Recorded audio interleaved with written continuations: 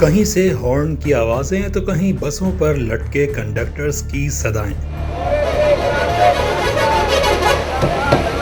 یہ ہے پاکستان کا سب سے بڑا اور صنعتی شہر کراچی، جس کی سڑکوں پر سفر کرنا کسی امتحان سے کم نہیں۔ شہر کا بے ہنگم ٹریفک جہاں شہریوں کی ضروریات پوری نہیں کر پا رہا، وہیں ماحول کو تباہ کرنے کا سبب ضرور بن رہا ہے۔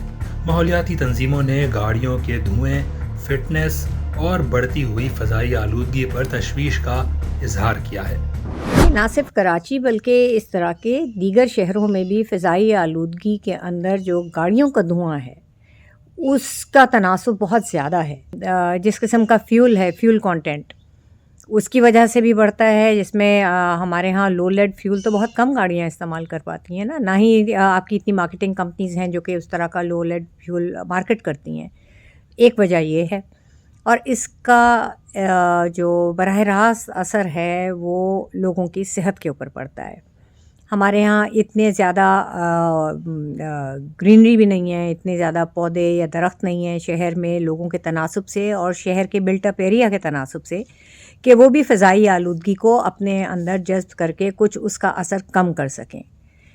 تو یہ بہت سے فیکٹرز ہیں جو کراچی کے اندر فضائی آلودگی کو بڑھاتے ہیں، ٹرانسپورٹیشن جس کی بڑی وجہ بنتی ہے۔ روزنامہ جنگ کی ایک رپورٹ کے مطابق کراچی میں فضائی آلودگی میں اضافے کی 90% وجہ یہاں کا ٹرانسپورٹ ہے۔ کراچی میں موجود تقریباً 17 لاکھ گاڑیاں، 30 لاکھ موٹر سائیکل اور رکشوں کے شور نے فضائی اور صوتی آلودگی میں بے پناہ اضافہ کیا ہے۔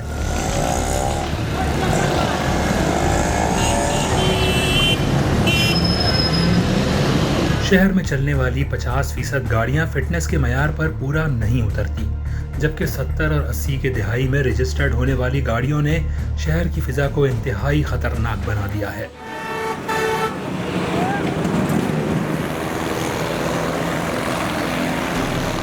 شہر قائد میں بسوں کی تعداد ضرورت سے کئی گنا کم ہے، اور جو موجود ہیں ان کا حال بھی شہریوں کو اپنی ذاتی ٹرانسپورٹ استعمال کرنے پر مجبور کرتا ہے۔ عام طور پر ایک منی بس میں 50 جبکہ بڑی بس میں 70 سے 80 افراد سفر کرتے ہیں، مگر کراچی میں ٹرانسپورٹ نظام بہتر نہ ہونے کی وجہ سے زیادہ تر افراد کاروں یا موٹر سائیکل پر سفر کرنے کو ترجیح دیتے ہیں۔ ایسے میں ایک بس سے نکلنے والے دھوئیں کی جگہ 50 گاڑیوں کا دھواں فضائی آلودگی کو کئی گنا بڑھا دیتا ہے۔ شہر میں ماس ٹرانزٹ منصوبے کی بھی کئی بار آوازیں بلند ہو چکی ہیں، لیکن عملی اقدامات اب تک سوالیہ نشان ہیں۔ اورنج لائن BRT جسے عبدالستار عیدی ہم لائن کہتے ہیں، لوگ جو ہے وہ یوز کرتے ہیں، اور ابھی یلو لائن BRT جو کہ ایک پروجیکٹ ہم ورلڈ بینک کے ساتھ مل کر رہے ہیں، اس پہ بھی کام شروع ہو چکا ہے۔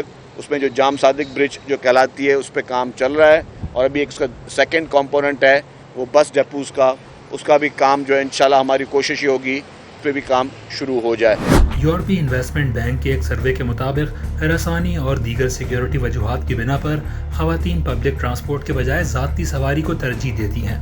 تاہم کراچی سمیت پاکستان بھر میں خواتین کو پبلک ٹرانسپورٹ میں مسائل کا سامنا رہتا ہے۔ کراچی میں پیپلز پارٹی کی حکومت نے خواتین کے لیے پنک بس کا آغاز بھی کیا ہے۔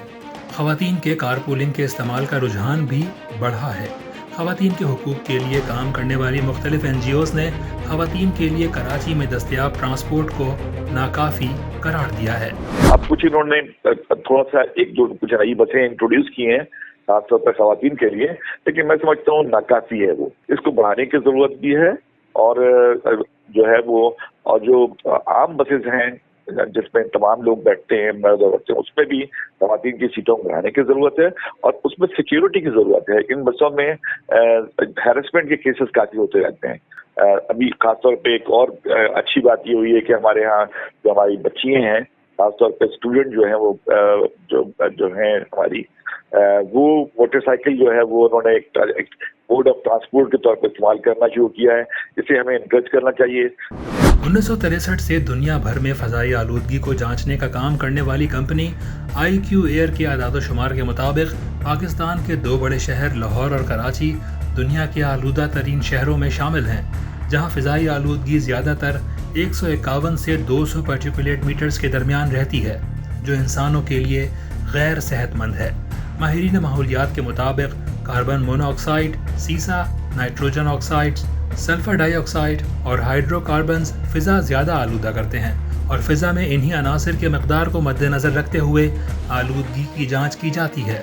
फ़ज़ाई आलूदगी के हवाले से वज़ीर ट्रांसपोर्ट सिंध शर्जील मेमन का कहना है कि सिंध हुकूमत को ट्रांसपोर्ट से होने वाली आलूदगी का अंदाज़ा है, इसीलिए कराची में इलेक्ट्रिक बसों की शुरुआत की गई है और मुस्तक़बिल में माहौल दोस्त टैक्सियाँ भी लाने का मंसूबा है।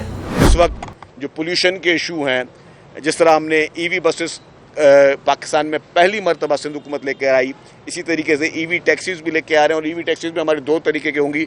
एक जो है वो मर्द हजरात के लिए होगी या फैमिलीज़ के लिए होगी, एक प्योरली फॉर फीमेल्स होगी और वो फॉर वुमेन होगी। उसमें हम पिंक टैक्सीज़ जो हैं वो भी शुरू करने जा रहे हैं ताकि पिंक टैक्सीज़ के ज़रिए ख़वातीन ड्राइवर होंगी और ख़वातीन ड्राइवर को रोज़गार भी मिलेगा और वो पिंक टैक्सीज़ से ख़वातीन पैसेंजर्स जो हैं बग़ैर किसी प्रेशर के, बग़ैर किसी डरो खौफ के, बग़ैर किसी चैलेंज के वो आराम से अपनी सफरी सहूलियात लेके आएंगी।